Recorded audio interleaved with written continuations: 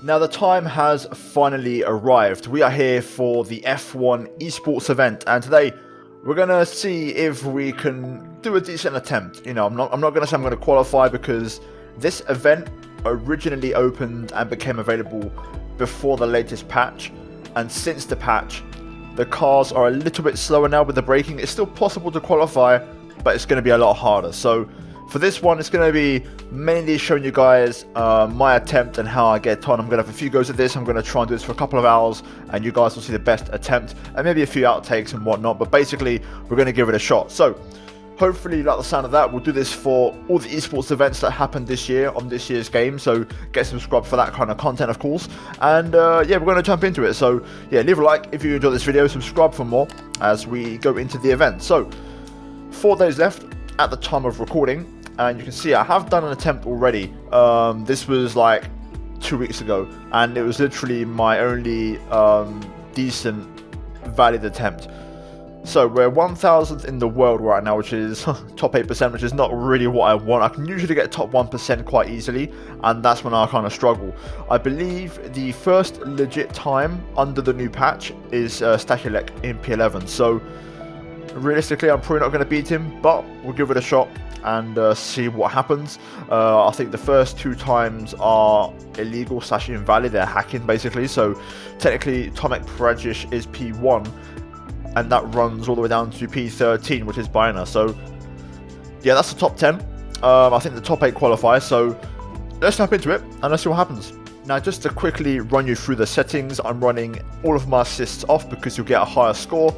And then all the other settings are pretty much locked in by the game. You can't change them except for the car damage, the recovery mode, and the difficulty, which is on 110. The damage we're going to leave on standard because it doesn't change your score basically. So you can get away with the car damage rate being on standard. So besides that, we're good to go. So let's jump into it. Now, as always, it's going to be the same old kind of terms and conditions. So, qualifying event for the 2022 F1 Esports Series.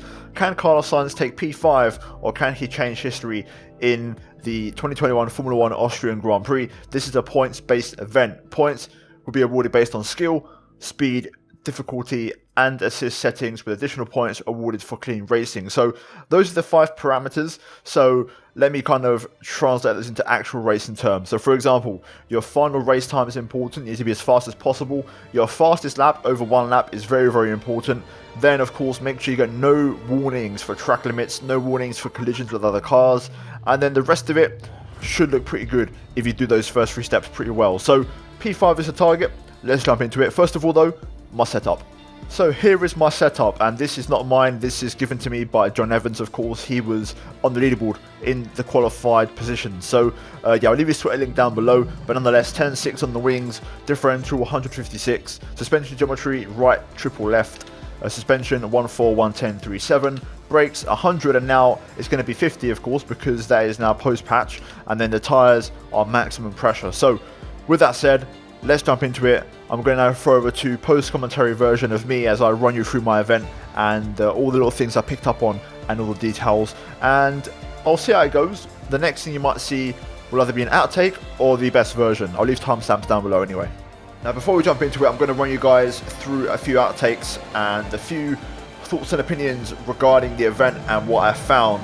So I ended up doing this event for about 1 hour and 45 minutes in terms of total time. I did an hour a couple of weeks ago as well on top of that, so approaching the 3-hour mark, and I could have probably done a bit better and done a bit longer, and I could have actually got my lap time down, but here are a few outtakes and a few issues. So around here, worth noting, track limits is the main issue. It's really hard to get it right, especially because the time of day and the visibility makes it really, really hard to see certain corners, like turn 1 especially.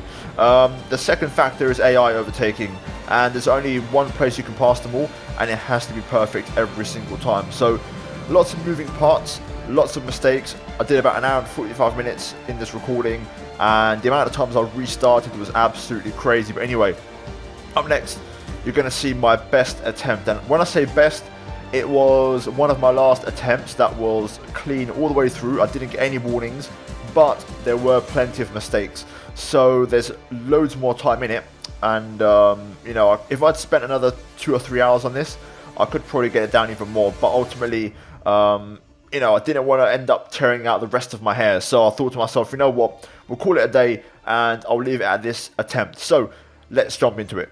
So straight away, you're thrown into the action and you have to use a bit of ERS on this little straight on the run down to turn 9 and turn 10. Now the target here is to be on a low 0.2 or even a 0.1, and you want to make sure you get DRS on Leclerc after this first corner straight. So essentially you need to be within a second, and that way you'll get DRS on this straight right here. Once you've achieved that, you want to make sure you basically close the rest of the gap heading up into the turn 3 hairpin. So bring the car over onto the curb, brake super late, take a bit more inside curb. I didn't quite get the apex, but make sure here now you're right on the back of Leclerc, closer than what I am, and you have to pass him on the outside. You'll get the slipstream from Ricciardo, and then you can usually outbrake him around the outside. As you'll see here, we get the job done, and now you have to go back on the attack, and you have to pass Ricciardo into this left-hander right here. As you can see, we get through with a bit of contact, but we squeeze past and make the move. So far, decent enough. I missed the apex through the left-hander there, and you can see the delta to Perez. Now, I do believe on a perfect attempt, the DRS detection line is right after this right-hander. You can probably, and you want to be within a second and get DRS on the main straight right here on Perez. I think if you can do like a low 4, that's going to be a really good lap. That was my personal best lap of the entire event. I did not do a faster lap than that. And your fastest lap is your first one, so you have to make that opening lap count. And that's where most of the restarts were, because that first lap has to be perfect. Now at this point you're completely out of battery and you've got to try and overtake Perez. Now on a perfect attempt, you get DRS on the pit straight, you get DRS on the second straight, and you overtake Perez into this corner right here, turn 4. I managed to just about get it done, but it took me a bit more effort and it wasn't quite as clean as we have a bit of contact, but luckily no warnings from the game, and we get passed around the outside. On a perfect attempt, I'd say you get ahead of him before the apex and take the corner as normal. Now at this point, you've done all the overtaking you need to do. You're P5 and you've achieved the goal. There's the first little mistake, losing the back end out of turn 7 and just losing a bit of time on the exit. But as I was saying, the first part of the challenge is now done. So you've got P5, the overtakes are done, and now it's all about maintaining a strong pace for the remaining 4 laps whilst having no battery and not picking up any warnings for track limits. So very difficult. You're right on the edge. We make a big mistake here. This was a big moment in this, let's say, attempt. And I think between the one before and this one, I've lost about a second and a half already.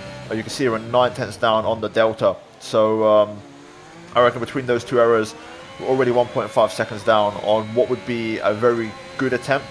We're going to keep pushing though and try to recover for lost lap time. So braking on the curb here, making the track as wide as possible, then using the curbs on corner entry to help rotation. I was trying everything to find lap time into this left-hander again, using plenty of curb on entry, mid-corner and exit. Through here, avoid the left curb. It's a deadly curb. It will auto spin you like crazy. Do not touch it. It's a really dangerous curb.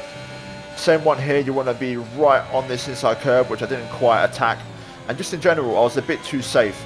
But yeah, overall, it's still not too shabby. We're chilling in the low 6s, lowish 6s, you could say. I think ideally, if you can do like very low 6s every single lap, again, that's pretty good pace. 3 laps to go. You can see behind the gap to Perez now 1.5, the gap to Hamilton 8.7.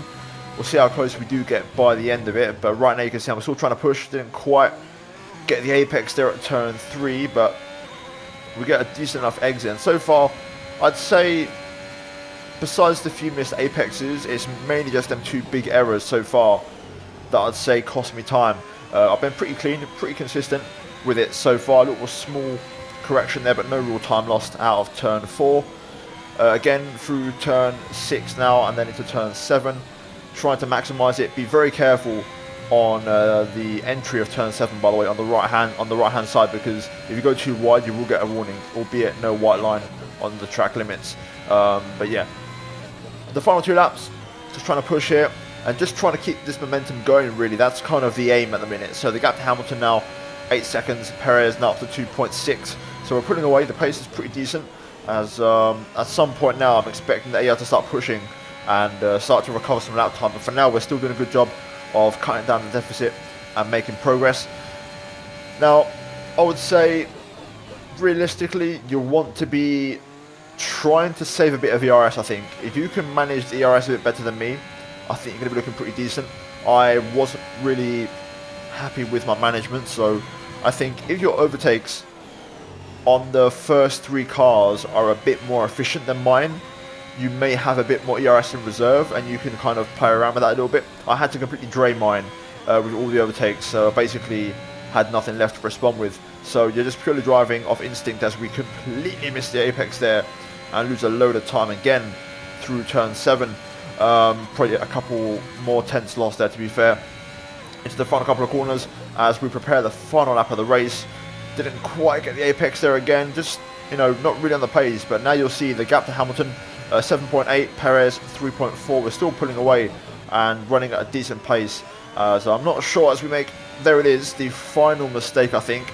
Another, I'd say, half a second loss, to be fair, because we lost all momentum and all of our exit speed out of turn 1. You'll see now at the split we're 6.5 tenths down. So yeah, I reckon all those mistakes put together, you know, those 3 big errors, I'd say that's probably a full 2 seconds at least. And then if you add in all the missed apexes and little small corrections here and there, you're probably looking at a solid 2.5 to 3 seconds. I think 3 seconds is quite a fair margin to say, you know, over in this event. But yeah, Verstappen is going to win the race.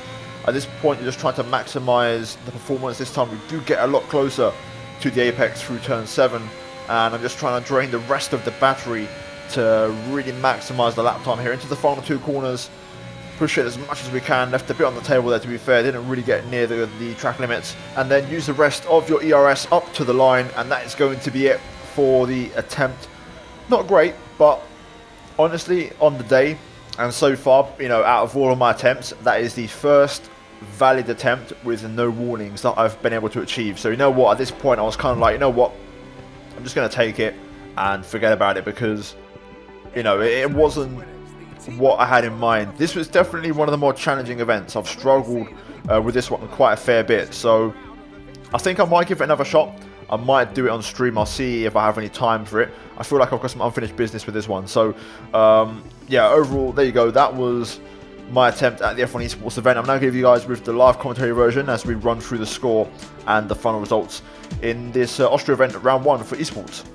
Well, there we go. That is my best attempt done. Let's have a look and break it down. So we finished in P5 with the fastest lap of a 1 minute 4.406. That is by far my best lap. After like a solid 2 hours of doing this, and also another hour a couple of weeks ago on the previous build of the game.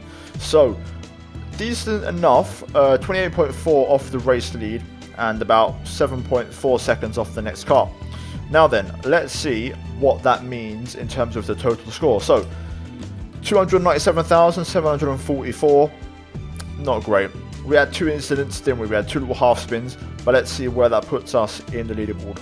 Right, back in the main menu, and you can see we're 63rd in the world. So let's have a little look and let's do some comparisons. So we are in the top 1%, like usual. I like to be in the top 1% at least.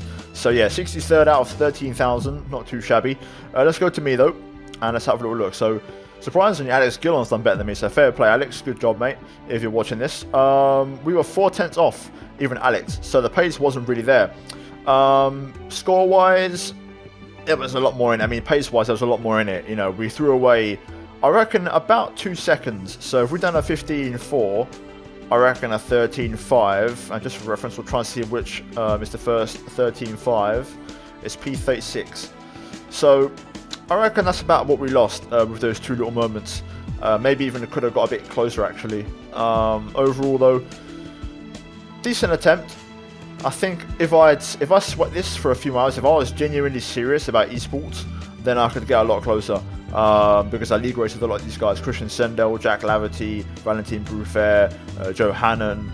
You know, I raced with all of these guys, and I'm on their pace. So, you know, Marino, Baena, Stachylek, Floris Vias, Wilson Hughes, Sam Bean, John Evans, all these guys, I've raced all of them. So I could, if I really wanted to sweat this, get a lot closer. 11.5 is, well, 11.1 technically is the best time from Tomek, but after that it's an 11.5. I do think I could have got that down. You know, 2.4 seconds would put me in a high 12, so definitely achievable. But anyway, that's it from me. We gave it a shot, and I'm getting a bit frustrated, I can't lie, so I'm glad I got that attempt in at least. But if you guys enjoyed the video, leave a like, subscribe for more. I'll be doing this again for the Hungary event, which is the next one after this, so get subscribed for that. As always, a big shout out goes to the channel members for supporting the content. As always, you guys are legends. And finally, check out the 2 videos on screen if you haven't missed them. And check out the 2 videos on screen if you haven't seen them. But that is it from me here today, and I'll see all of you next time.